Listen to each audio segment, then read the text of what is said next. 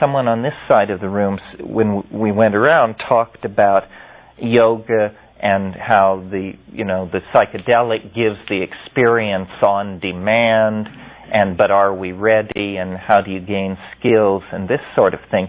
To my mind, the goal is not the psychedelic experience.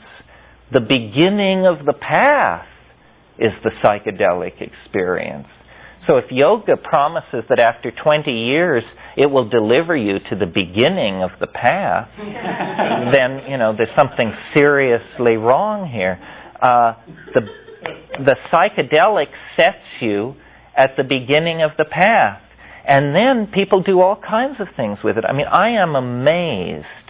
I feel there is more variation in how we deal with this than in almost any other phase of human activity, because some people seem to have almost no self-reflection. And I've noticed it also touches sexuality, because I don't know how many of you have ever encountered the Penthouse Forum, but this is where people write into Penthouse and detail these astonishing unpredictable sexual exploits, threesomes, foursomes, and 12somes that just fell upon them. And whenever I have, for some reason, some occasion to read these things, what is amazing to me is that this appears to be descriptions of the behavior of an alien species, because there is no self-reflection on what does this mean? What does this mean that I get stuck in an elevator and end up copulating with 12 stockbrokers? It's just accepted as how it is. Well, you get this same thing with psychedelics, where you say to someone and they say, "Oh yeah, in the 60s I took psychedelics.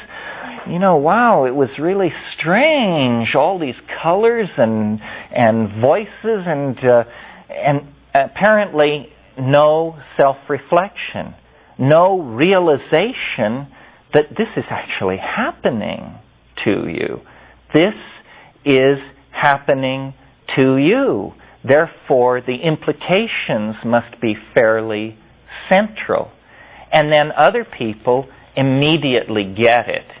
They say, my gosh, this plant, this pill shows me that reality is at least 1,000 times larger than I thought it was, showed me that I don't know who I am, where I am, what I am, or anything else. And I don't know what it takes to instill that in people. Maybe intellectual self-reflection. Sometimes I have flashes when I'm giving these talks of how different it is to be stoned than to talk about being stoned. I mean, here we sit, in our cotton underwear, just with where we came from, our schedules in front of us. The mundaneness of it is so all-pervasive. And we could be discussing Gnosticism or a political action project, but we're discussing instead something really appalling, I think. I mean, we're calmly discussing the fact that there is another world overlapping our own, and very few people will even admit the fact.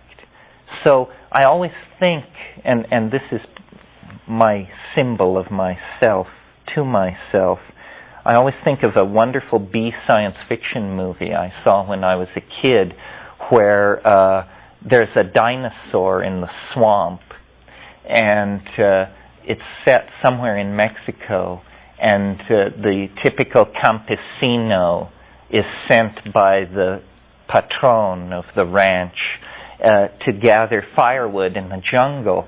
And he, of course, encounters this extremely large rubber reptile roaring around, and then comes back to the ranch and is pointing back in the woods and is completely inarticulate, trying to say, a creature from the id, a beast from another dimension is rampaging around in the forest.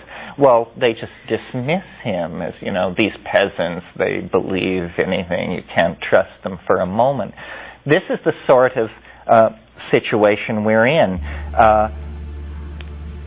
The extraterrestrial invasion that so many people anticipate, or the extraterrestrial contact that so many people hope for and that sells so many cheap newspapers, is well underway.